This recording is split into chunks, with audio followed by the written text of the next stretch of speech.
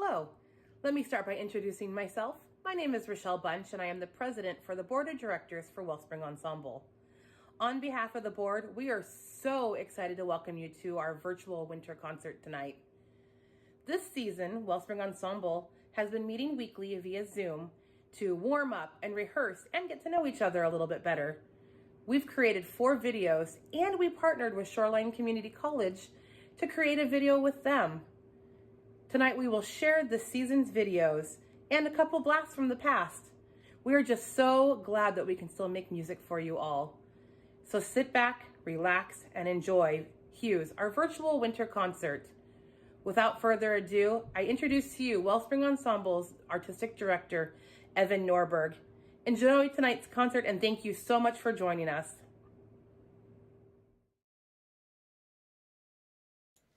Thank you, Rochelle, and good evening, everyone. Welcome to our virtual winter concert. Starting off tonight is a beautiful piece by Stephen Paulus. Wellspring has been inspired by Paulus since its inception in 2014, singing the well-known The Road Home and various other pieces.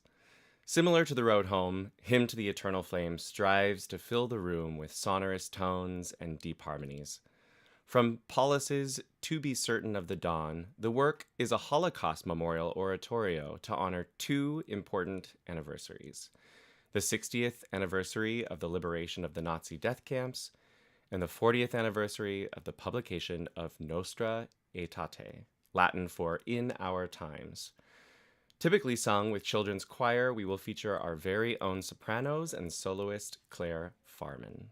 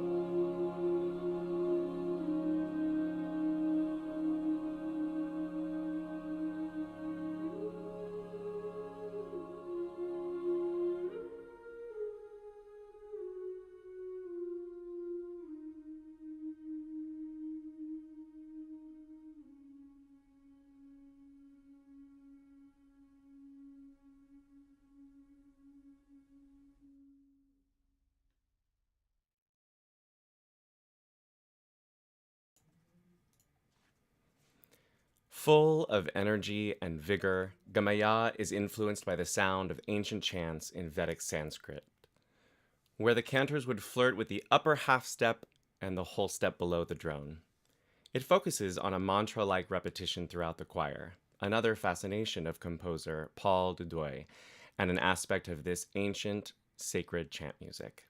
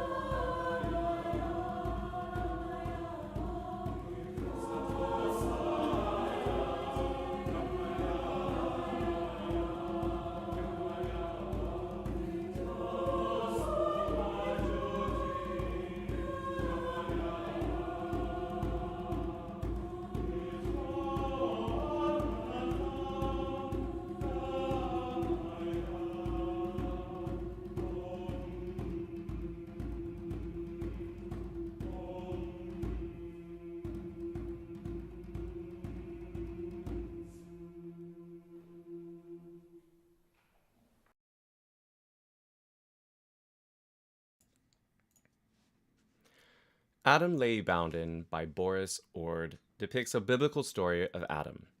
Adam was supposed to have remained in bonds with the other patriarchs in limbo from the time of his death until the crucifixion of Christ. Adam lay bound in limbo for so long that 4,000 winters passed without his noticing. His imprisonment was simply because of the apple that he took from Eve. But if Adam hadn't eaten the apple, then Mary would have never become Queen of Heaven, because Christ would not have been born man and died for our sins. Because of this, the time when the apple was eaten is blessed. The poem closes with the words Deo gratias, Latin for thanks be to God. Following Adam lay bounden, Philip Stopford returns us to his amazing Coventry carol, traditionally performed in Coventry as part of a play called The Pageant of the Shearmen and Tailors. The rocking lullaby tells the story of the massacre of the innocents. when King Herod ordered all male infants under the age of 2 to be killed. Sung from the mother's perspective, a beautiful lament for her doomed child.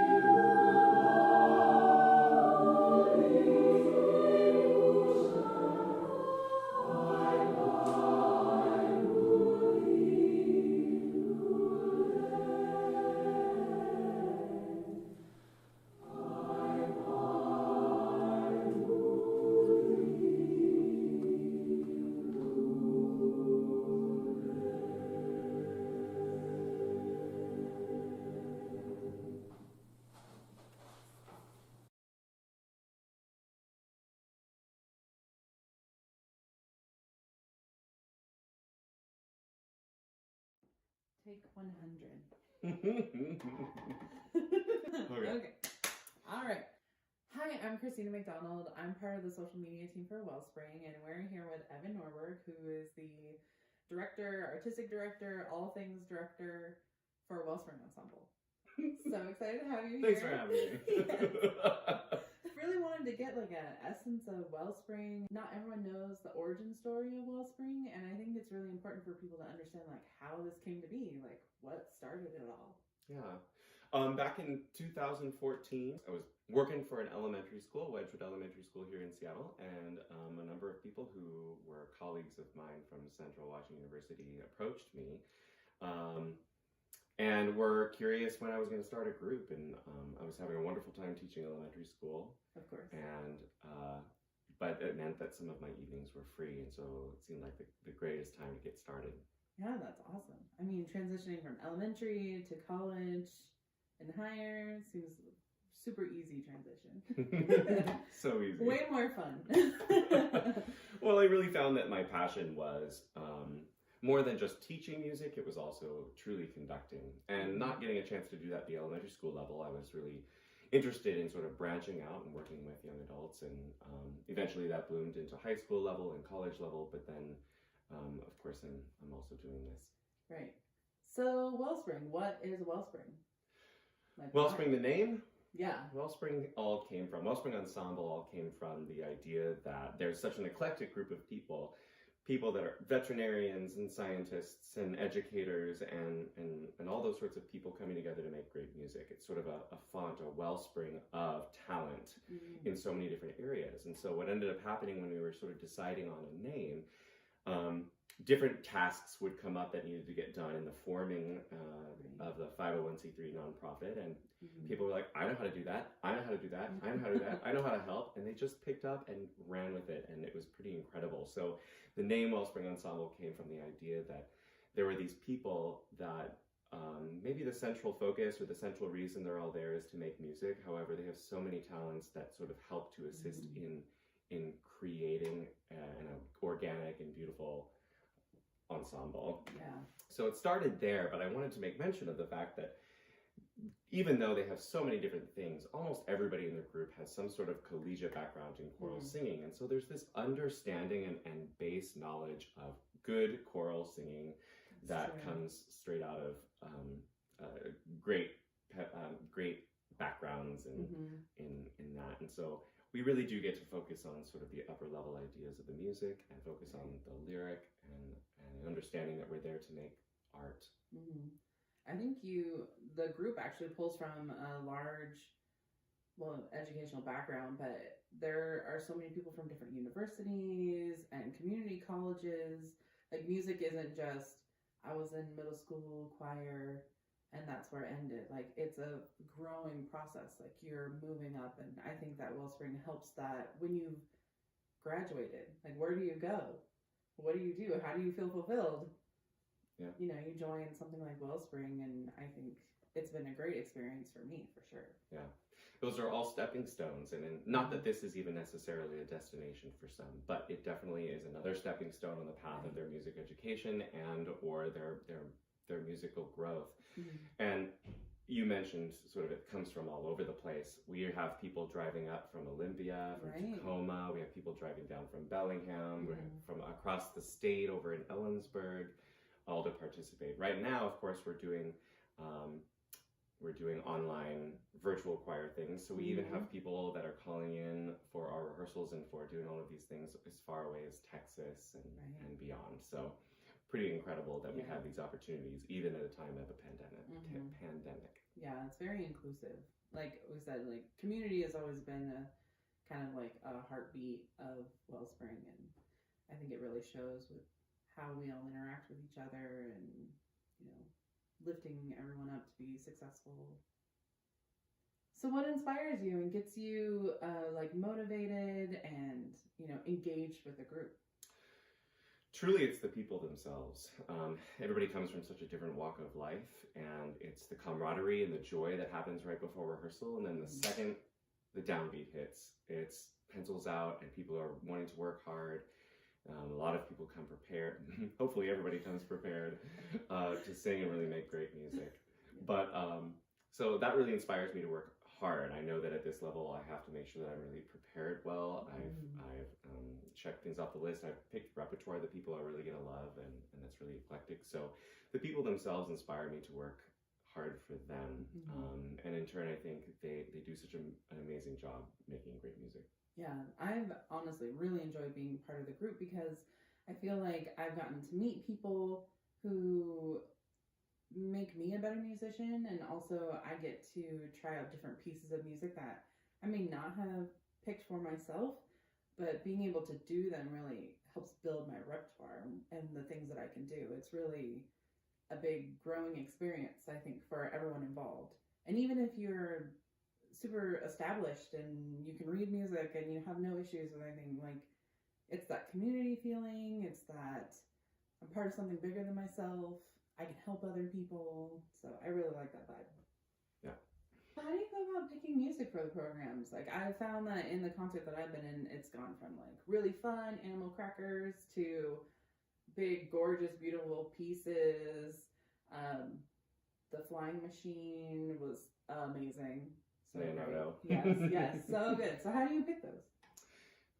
In going about, I sort of focus on a central theme. I think about texts mostly, and then what sorts of composers really speak to my heart. I'm a huge sucker for lush, thick chords and slow stuff, which means that I often end up programming a whole lot of slow, serious music. And so things like the Animal Crackers come about to really bring a little bit of levity to the actual program itself, bring some laughter, a little showiness.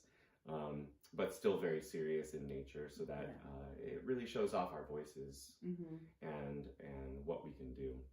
So I guess to boil it all down, it really comes back to text itself and sort of an overarching theme that I want the audience to be thinking about, or social justice, or any sort of texts that speak to the season.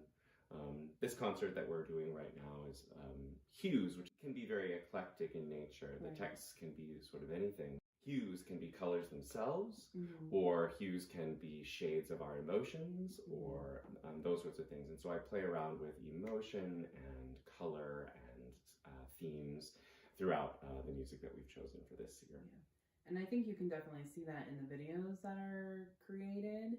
I mean, this is a whole virtual thing that we're doing now, so you have to evoke emotion in a different way because you're not in the live space where you can really see and feel everything that's happening right now. And like, how's that transition been?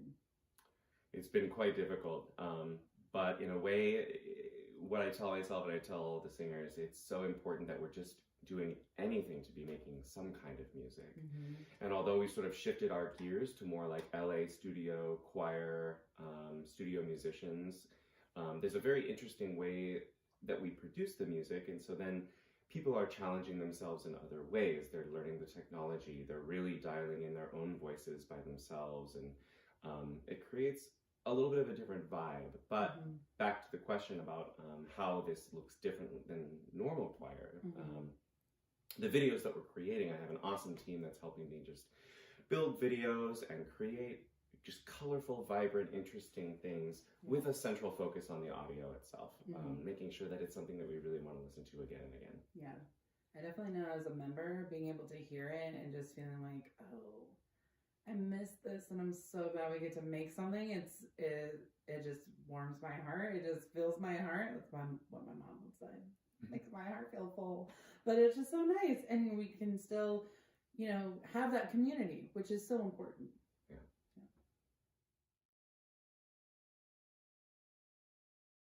Razzle dazzle. I hope that makes it in the video. A big thank you to Christina for help with this video, and to Alice Carley for helping put together all of our archival videos for tonight's presentation.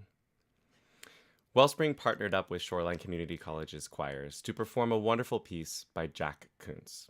Blessed are the pure and merciful features our very own Genevieve Peasley. Collaborative pianist and wonderful friend, we have been delighted to have Genevieve since August of 2017, where she started her journey with us on our program With One Voice.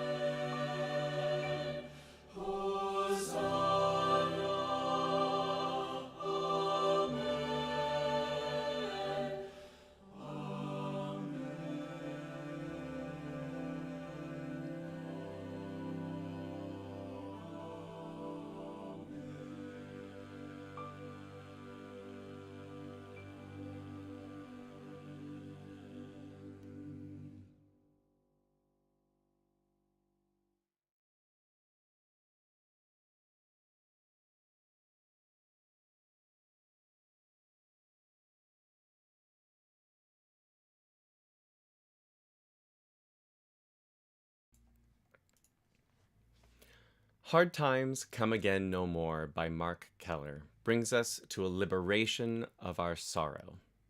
It beckons us to live on, succeed, persevere, love one another, and support each other. An American parlor song written by Stephen Foster, it asks the fortunate to consider the plight of the less fortunate. A challenge in these trying times.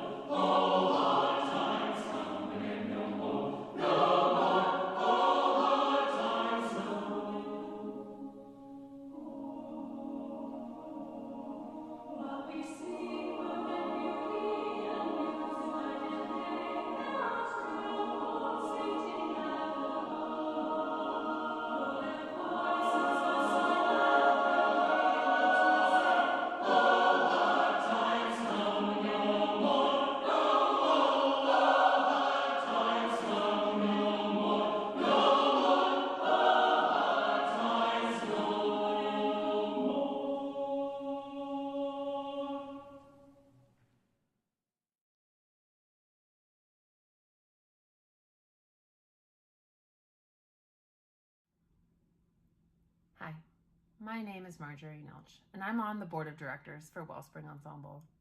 I've also sung in the choir for the last 5 years. I remember the first time I ever walked into a rehearsal with Wellspring. I was surrounded by friendly chatter, greeted by new friends, and I'll never forget the first time that my voice blended with the rest of the choir. It was like a divine moment, and after that, I was hooked. This choir makes beautiful music and generates engaging experiences for audience members and choir members alike. And over time, we've grown and we've taken time to really dissect and reflect who we are and why we do what we do. We've discovered that Wellspring Ensemble exists to bring about a passionate vision, being a community enriched by innovative choral art. We create that community through educational outreach, commissioning new works, cultivating unique choral experiences, and fostering meaningful relationships with our members, with our supporters, and our neighbors. But what does that look like? Right now, it means that we're spearheading new technology and tech education in choral art. Our summer and winter seasons have included large group experiences via Zoom and YouTube, breakout sessions for singers, musical tech education, and this video performance with Shoreland Community College. As you can imagine, producing creative and high quality performances are very time consuming and intricate. It requires hours of rehearsals, preparation, editing, project development. Just to put it in perspective, this online experience alone took our director, Evan, about 112 hours to put together. Wow. We just want to thank our staff.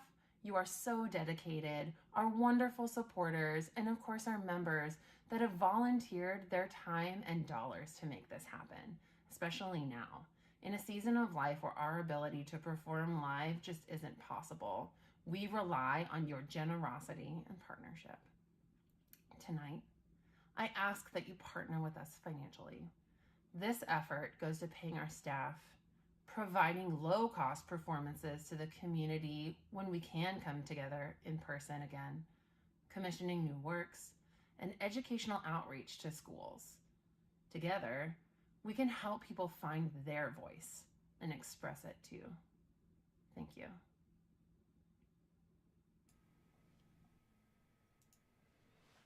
Thank you, Marjorie. The next two pieces encapsulate two distinct moments. Dixit Maria by J. Leo Hostler sets the rejoicing of Mary as she discovers she will bear a child. The translation, Mary said unto the angel, Here I am, handmaid of the Lord. Let it be done to me according to your word. We were fortunate enough to spend some time with Eric William Barnum this summer, over Zoom, of course. Composer and of moment number 2, Sweetheart of the Sun. From the Book of Ruth, we come upon a final moment of clarity, a woman of gentle nature, beauty, and poise. The sun sets with gold and beauty on a scene that encapsulates a feeling: joy, quiet, contemplative. One can find comfort in knowing we are guided by that which knows beyond our own understanding, or perhaps the clarity of a singular, still moment.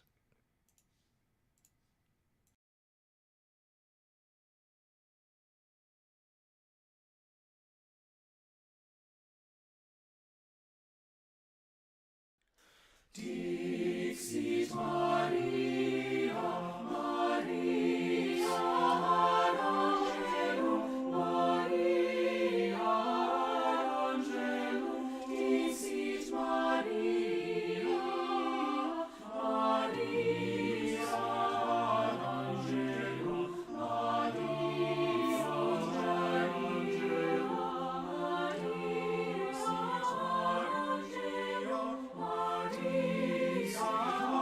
Maria, Maria,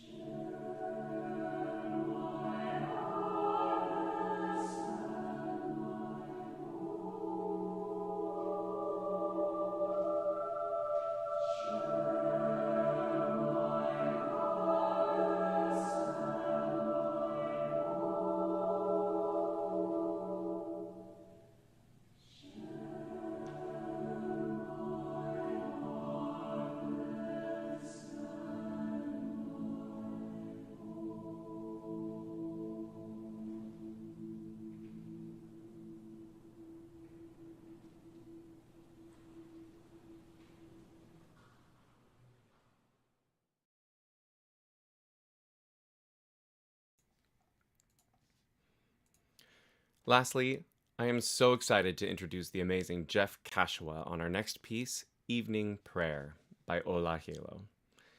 Jeff is a wonderfully talented musician and saxophone player who leads a double life, that of a professional musician and a colleague at Shoreline Community College, teaching ensembles and music technology classes. We were lucky to have him as a guest this season to one of our rehearsals, where we discussed musicality, challenges in teaching today, and his insights into the professional and academic world. If you know any teachers, give him a hug. Well, or a bottle of wine. Evening Prayer is a saxophone feature that utilizes Jeff's unique jazz background. Though seemingly classical in approach, the music lends itself well to improvisation throughout.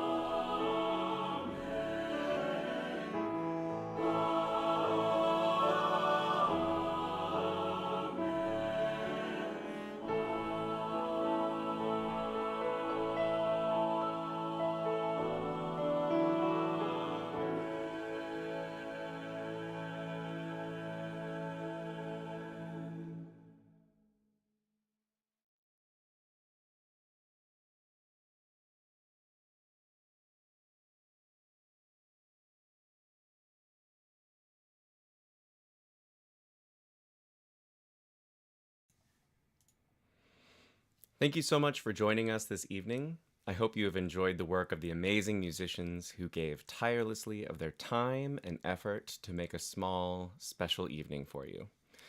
Help us keep the music flowing by heading to wellspringensemble.org to donate. Also, all of the videos from this season will be available separately on YouTube, including this streamed concert.